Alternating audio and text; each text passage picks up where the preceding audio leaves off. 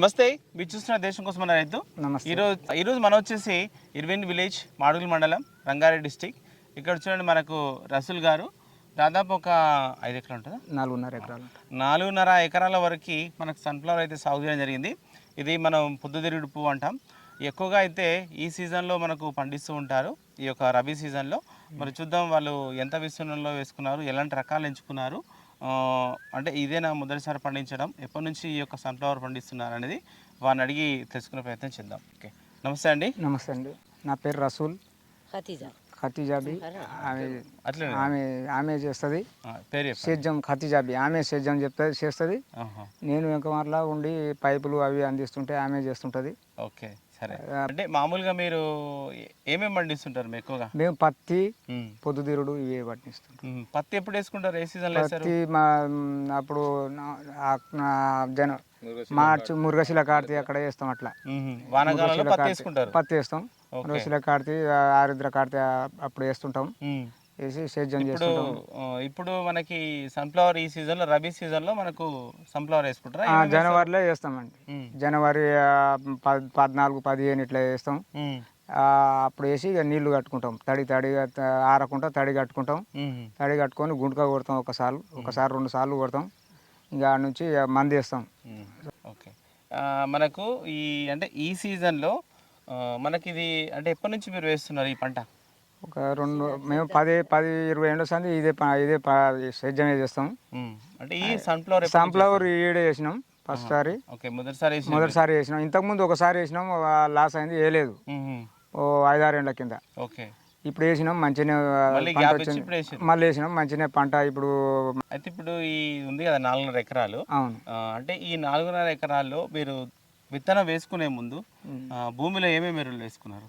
మేము ఏం వేసినా అని కోడేరు వేస్తాం. ఎక్కువ దున్నుతాం మంచిగా. ఎంత పట్టి ఉంటుంది మీకు కోడేరు? కోడేరు 40,000 ఎకరానికి ఒక బండి వేస్తాం. 3 ఎకరాలకు ఒక బండి పడుతుంది. 30,000, 35,000 ఇట్లా ఒక బండి. 35,000 ఉంటుంది సుమారు. ఒక 35,000 అంటే 2 లోడ్లు వేసుకుంటాం. 2 లోడ్లు 6 ఎకరాలకు 2 లోడ్లు, 7 ఎకరాలకు 2 లోడ్లు వేస్తాం అన్నట్టు. ఓకే, సరే. అయితే మనకి సన్ఫ్లవర్ వేసుకోవడం అనేది అంటే ఈ సీజన్లో ఎక్కువ వేస్తుంటారు. ఇప్పుడు ఇప్పుడే రబీ ఎక్కువ వేస్తామండి. సరే, మీరు అంటే ఇది వేసే ముందు మీరు ఎలాంటి విత్తనం ఎంచుకున్నారు? మేము 111 అని సన్ఫ్లవర్ మంచిగా పంట వస్తుంది అంటే మేము తీసుకొని వేసినామండి. రోజువీడి వాళ్ళది 111. ఓకే, సరే. అయితే మీకు ఒక 4.5 ఎకరాలు ఉంది కదా, దీనికి ఎంత విత్తనం పట్టింది మీకు? మాకు సుమారు 3 సంచులు పట్టినాయి. 6 కిలోలు పట్టినాయి. 6 కేజీలు? 6 కేజీలు పట్టినాయి. ఓకే, అంటే ఒక బ్యాగ్ 2 కేజీలు? 2 కేజీలు ఉంటుంది. ఎంత ఉంటుంది ఒక బ్యాగ్? 1,800, 2,000 ఉంటుంది. సీజన్ని బట్టి ఇస్తారు వాళ్ళు.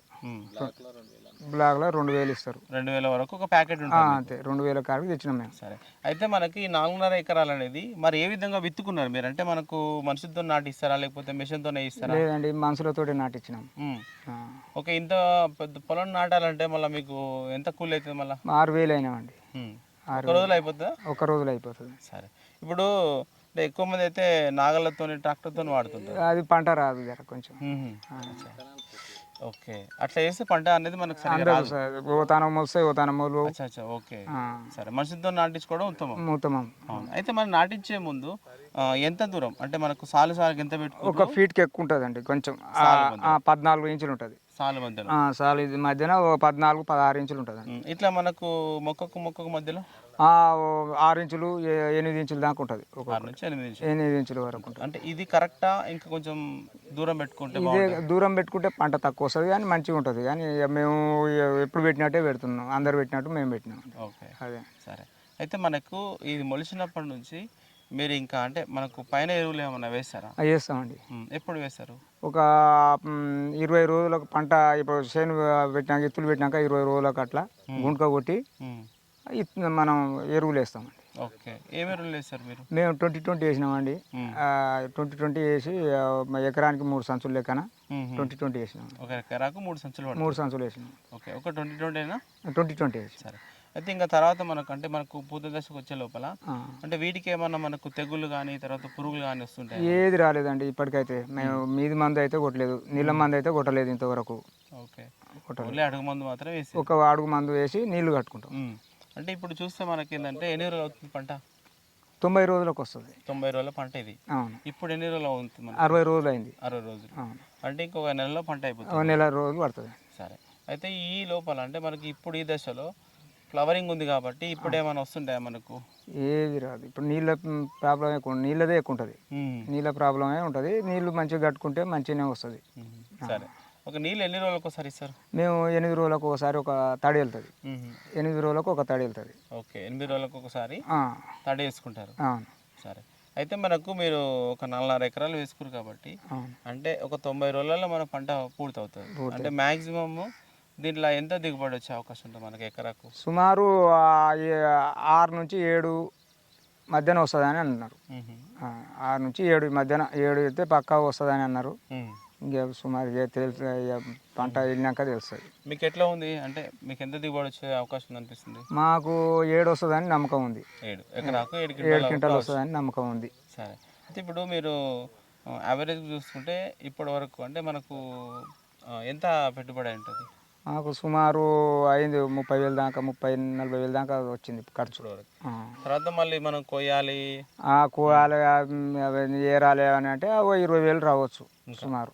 అంటే మొత్తం 50,000 వరకు 50,000-60,000 60,000 దాకా రావచ్చు మొత్తం. అంటే ఇట్లాంటి పంటలు వేసుకుంటే మనకు రైతులకు ఏ విధంగా లాభం అంటారు? లాభం ఉంటుందనే వేసినాం మేము.